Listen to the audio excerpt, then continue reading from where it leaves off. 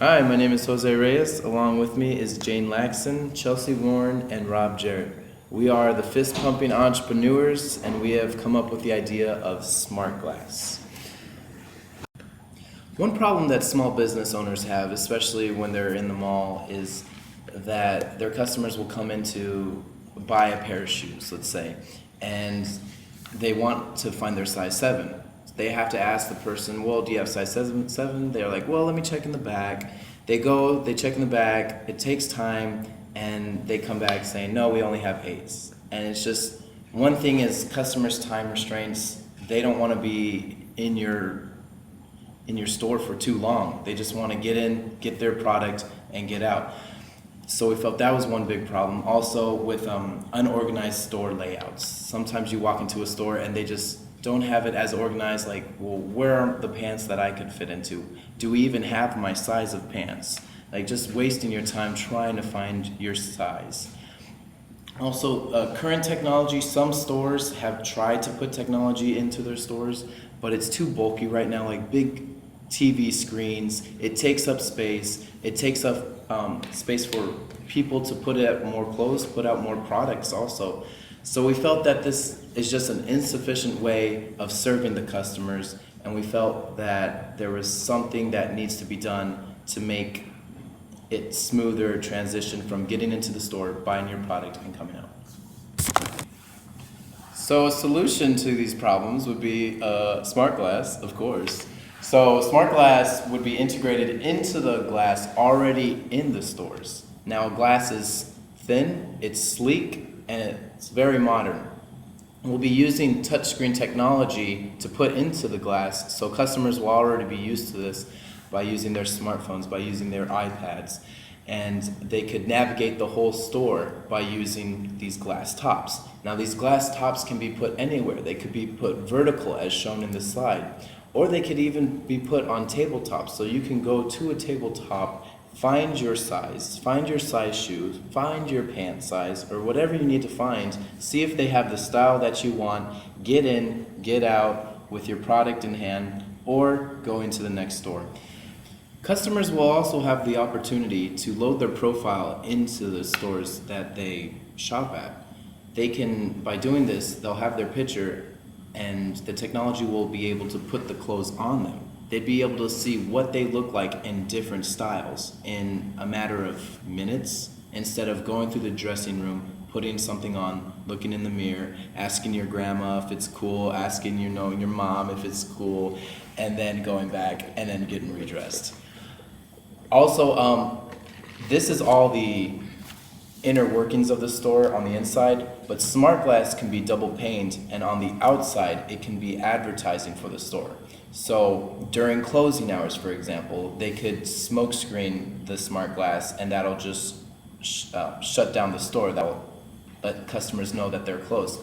But during operation hours, they could have advertisements of different lines that they have and future upcoming product lines that they're having, instead of restocking the mannequins. Also, they could flip through the screen so they can actually show more products in less amount of time. That is attractive to the small business owner because they want to get their products out as much as possible. They could show sales, and they could also, it's attractive to the eye. You know, customers that walk by will want to go into the store because it just looks modern, it looks edgy, it looks sharp, and they want to be a part of this new technology savvy world.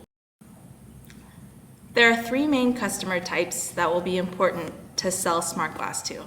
First off, the retail business owners are the most important because they will be the ones who can use smart glass in many different ways for both advertising and inside the store interactively for their customers at kiosks. After our business has developed and created revenue, we can target the commercial business owners so that more smart glass units can be sold to one company. These companies can use them on a large scale rather than just in the small retail shops, and would be more likely to purchase 10 units of smart glass instead of just 1. Lastly, educational uses are important because classrooms can use them so that people don't have to try to see the board up front, and will have their own interactive smart glass on their desk and can use it, and the teacher can display the same screen on each of the students' desks. One example of the target customer from the small business retail section would be John Smith from Forever 21. This guy's made up, but he represents the ideal customer. He's the general manager, so that he has the power to determine if, hey, I can afford this or I can't. And Forever 21 is the perfect target because they have, all of their stores are really, really giant, and they have plenty of room to add the kiosks, but they also have a lot of clothes, so that their database would be very large. This guy has been with the company for 8 years, so he's definitely going to be looking for the next thing to add to his store to make it more modern. All right, so we don't have any major competition right now because there aren't any companies that have products that are similar to Smart Glass, but our group did look at or identify 3 companies that we thought could potentially enter the market in the near future and have competing products against Smart Glass. The first of those companies is Hewlett-Packard. As a lot of people know, Hewlett-Packard is a global producer of personal computing devices. They have laptops and desktops and monitors and printers. The second company that we looked at was Google, and Google is more of a computer application software platform company. They have their own browsers, and they recently branched out into social networking, so they attack things more from a software side. Although they did recently, or they're working on a product called some sort of it's like a smart glass thing, or smart glasses that you wear on your head, and you can make calls from them and such. The third company is Apple, and Apple is a well-known global computer manufacturer. They have iPods and iPhones and MacBooks and tablets. So those are 3 companies that we feel could potentially offer us some competition down the road.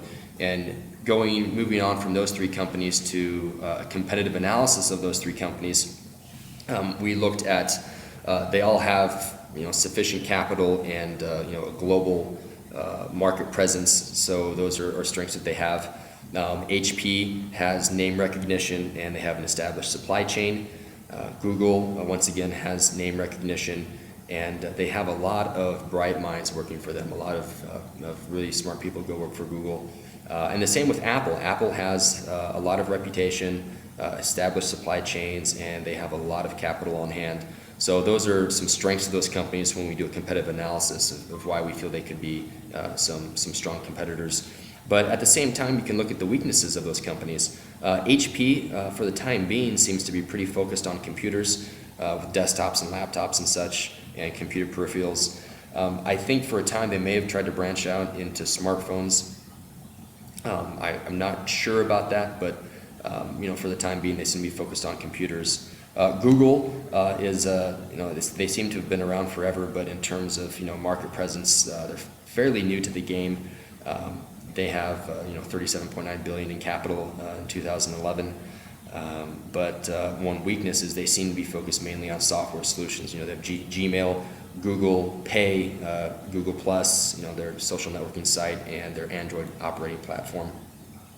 A weakness for Apple, they manufacture great products, but it seems that they have a history of waiting for the technology to fully develop before they actually integrate it into their products. And one example of that is the iPhone 4.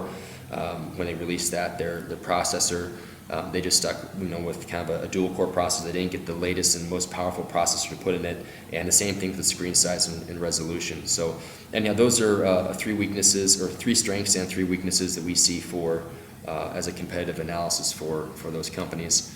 Moving on from that into financials. All right, we identified that there are approximately 6 million small businesses in the U.S., and our goal is to target 1% of those in the first year, and then increase that by 0.5% until we reach 3% in our 5th year. So based upon those numbers, our first year sales would be $295 million, and by year 5 we should be making $885 million. As you can see, for our usage of funds, we will require a substantial amount of money to get this venture up and running. but we already have commitments from JP Morgan Chase, Barclays, and Citigroup for the majority of that. And anything that's left over is going to be donated by a rich relative of one of the founding partners of the firm. So our financials are covered in that regard. For our major assumptions for these financials, we estimated a fairly normal cost of goods sold of around 60%. And for our marketing, sales, and research and development, general administrative expenses, we dedicated or estimated we need about 10%, 6.7%, 3%.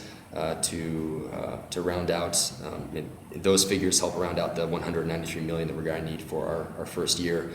That sums up our financials, and we will be moving on to legal plan next.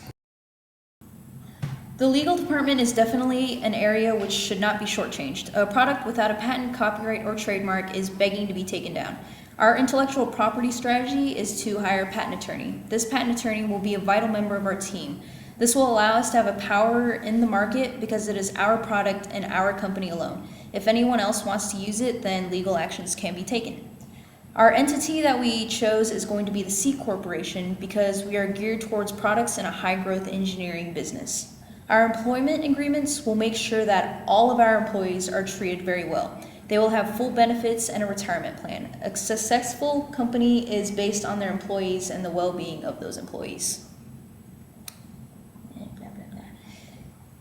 After everything is said and done, we as a company focus on the problem at hand, which is customer experience, and we want to make it higher. The solution to this problem is smart glass. This revolutionary new touchscreen display will integrate people's lives with technology, making everything more intuitive and simplified. It is a hot market product, and the potential for growth is phenomenal.